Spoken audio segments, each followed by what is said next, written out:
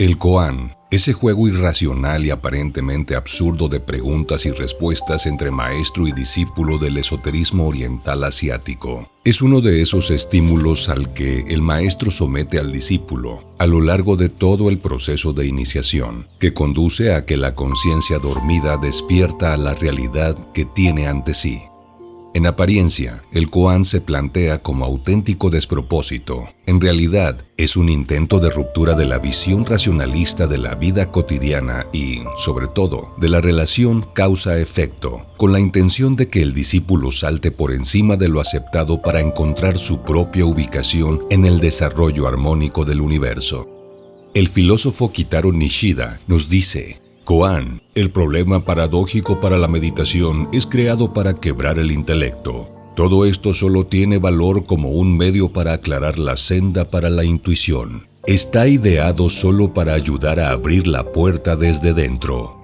El primer koan fue atribuido al Buda. Los maestros dicen que al centrar la atención en un koan, se pueden interrumpir los pensamientos habituales y la naturaleza interior puede ser percibida. El biólogo Francisco Varela escribió sobre este tema. Este es el motivo por el cual aparece la paradoja en situaciones como la de los ejercicios Zen, en los que justamente debería aprenderse a saltar a un plano cognoscitivo superior para poder observar en este nuevo plano sus pensamientos y conceptos valorativos en forma imparcial. Mientras que el que aprende se mantenga atado a uno u otro plano, a una predilección o juicio, a lo bueno o lo malo, lo positivo o lo negativo, a lo espiritual o lo mundano, la meta de la enseñanza no se habrá alcanzado.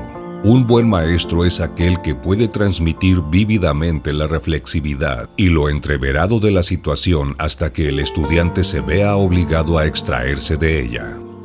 Según la filosofía Zen, no se puede enseñar con palabras lo que es el Zen, por lo que es el propio alumno el que debe aprender por sí solo. Esto significa que en la relación maestro-alumno, el maestro tiene la función de guiar al alumno. Una de las formas para conseguirlo es utilizando los koans, que parecen no contener información en sí mismos, pero ayudan a que el alumno, sin darse cuenta, pueda llegar a un mayor entendimiento del universo. Es como intentar comunicar algo sin decirlo directamente, algo que en cierta medida ha llegado hasta la mente de los japoneses de hoy en día y sobre todo a los escritores japoneses. Quizás de los koans más conocidos son estos que dicen: ¿qué sonido hace una sola mano al aplaudir? ¿Cómo era tu cara original antes de nacer tus padres? Si comprendes, las cosas son tal como son. Si no comprendes, las cosas son tal como son.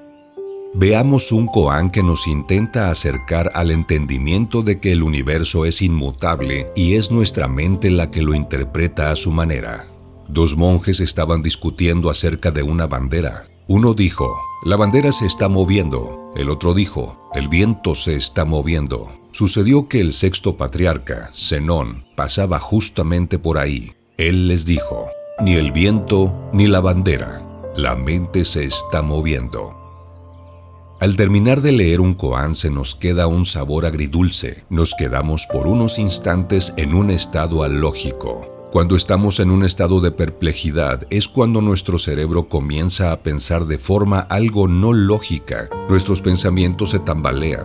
De esta forma, según las filosofías orientales, podremos avanzar hacia la iluminación.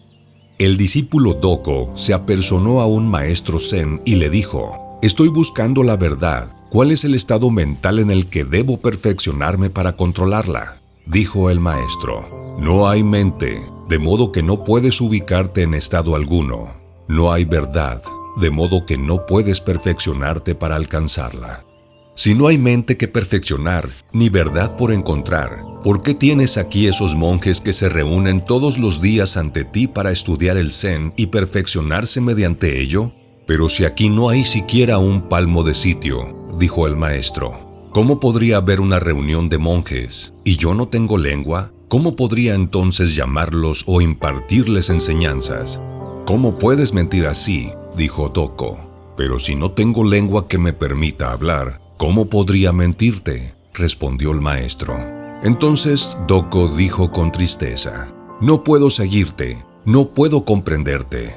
Yo no puedo comprenderme a mí mismo, dijo el maestro. Y para finalizar, un último koan para terminar de perturbar totalmente la lógica de nuestro pensamiento.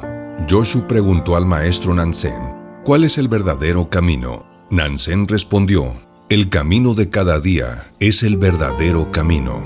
Joshu preguntó, ¿puedo estudiarlo? Nansen respondió, cuanto más lo estudies, más te alejarás del camino. Joshu preguntó, si no lo estudio, ¿cómo puedo conocerlo? Nansen respondió, el camino no es de las cosas que se ven, ni de las cosas que no se ven. No es de las cosas conocidas, ni de las cosas desconocidas. No lo busques, ni lo estudies, ni lo nombres. Para alcanzarlo, ábrete con la amplitud del cielo.